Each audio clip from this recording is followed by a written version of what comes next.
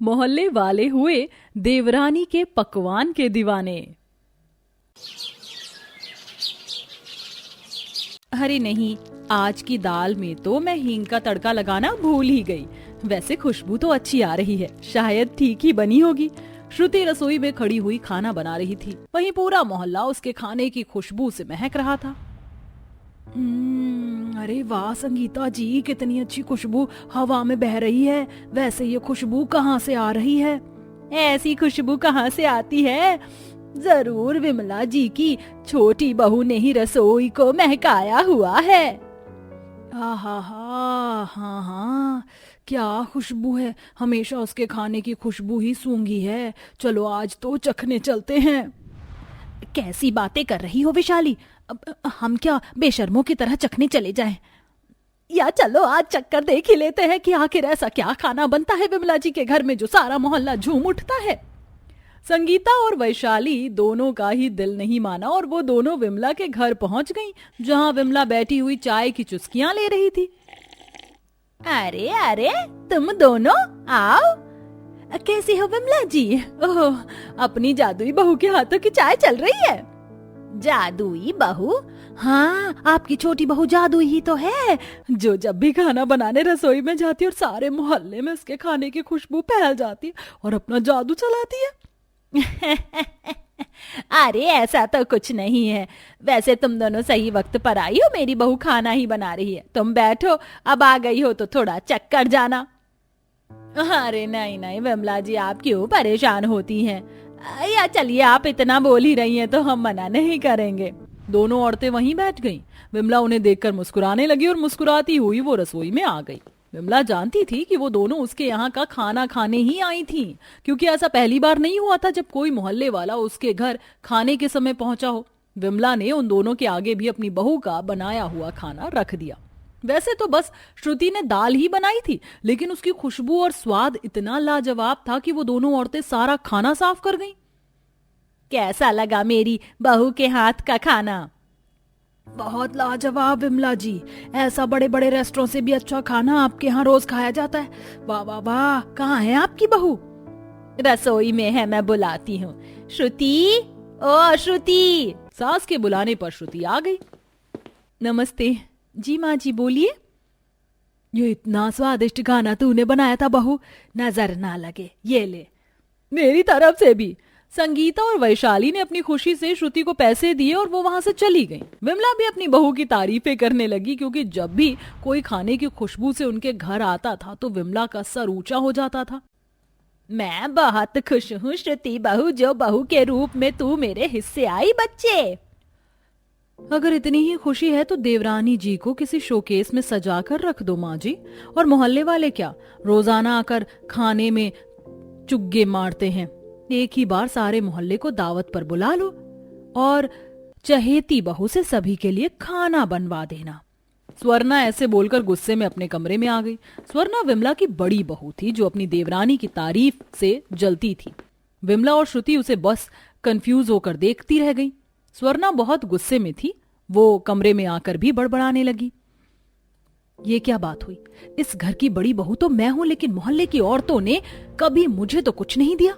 और माँ जी, वो भी मुझसे कभी ऐसा लगाव नहीं दिखाती हैं जो कि उन्हें श्रुति से है। मैं जानती हूँ इस सब की वजह उस श्रुति का खाना है, लेकिन मुझे ये सब पसंद नहीं है। मैं इस घर की बड़ी बहू हूँ और इस नाते सभी अच्छी चीजों पर, सभी के प्यार पर पहला हक मेरा है। बस अब बहुत हुआ। देवरानी जी, तुम्हारा ये नाटक, अब से मैं तुम्हें खाना ही नहीं बनाने दूंगी। श्रुति का खाना ही उसकी सबसे बड़ी ताकत था, जिसको ही दबाने का उसकी जेठानी ने ठान लिया। बस फिर क्या था, उस दिन से देवरानी जेठानी के बीच की एक नफरत शुरू हो गई, जिसके बारे में श्रुति को पता भी नहीं था।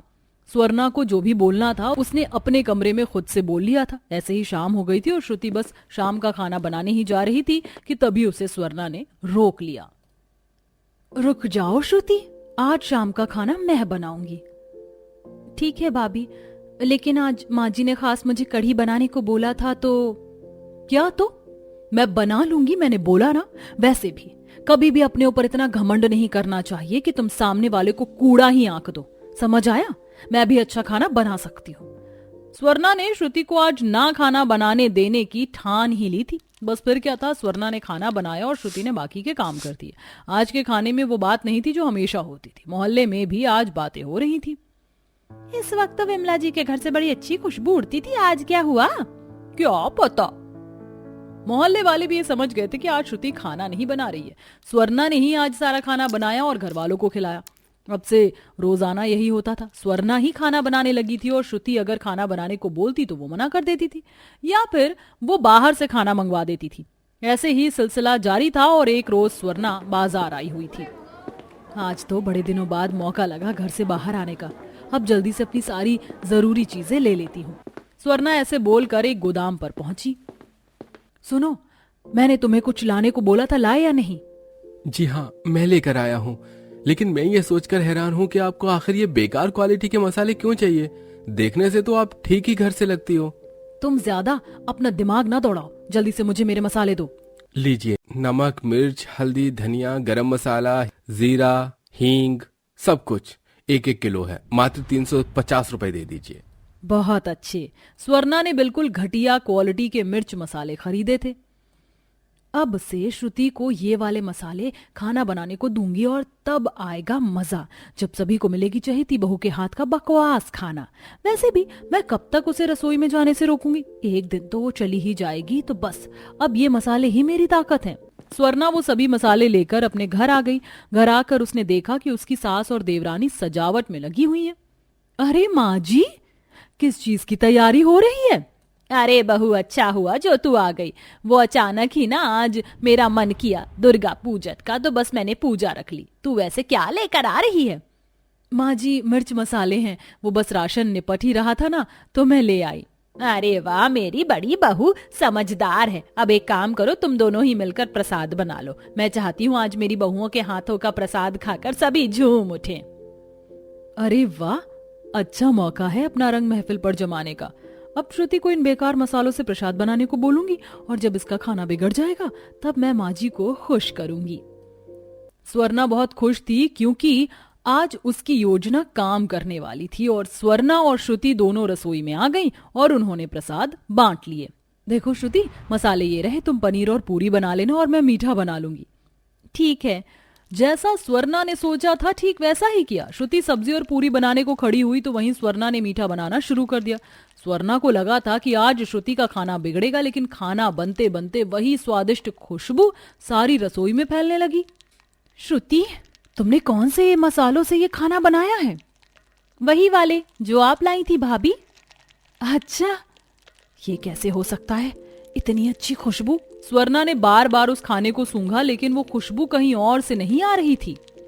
भाभी, आप इसको बार बार क्यों सूंघ रही हो? कुछ नहीं, अच्छी खुशबू है। स्वर्णा की समझ में नहीं आ रहा था कि आखिर श्रुति ने इतने बेकार मसालों से भी इतना अच्छा खाना कैसे बना दिया था। कुछ ही देर बाद घर में पूजा भी शुरू हो गई थी, जिसमें सभी मोहल्ले वाले और रिश्तेदार आए। सभी ने पूजा के बाद प्रसाद ग्रहण किया और श्रुति के खाने की खूब तारीफ की। बस आज की इस घटना के बाद स्वर्णा ने श्रुति से बैर रखना छोड़ दिया। अब वो जान चुकी थी कि जिसके हाथ में भगवान स्वाद दे, वो चाहे कैसा भी खाना बनाए वो अच्छा ही बनता है और कोई उससे वो कला चुरा नहीं सकता। अब स्वर्णा अपनी हार मान चुकी थी और अब फिर से देवरानी ही रसोई में अपना जादू चलाती थी। तो दोस्तों, देखा आपने, जिस पर भगवान की कृपा हो उसका कोई कुछ नहीं बिगाड़ सकता। श्रुति के हाथों में स्वयं अन्नपूर्णा देवी माँ का आशीर्वाद था।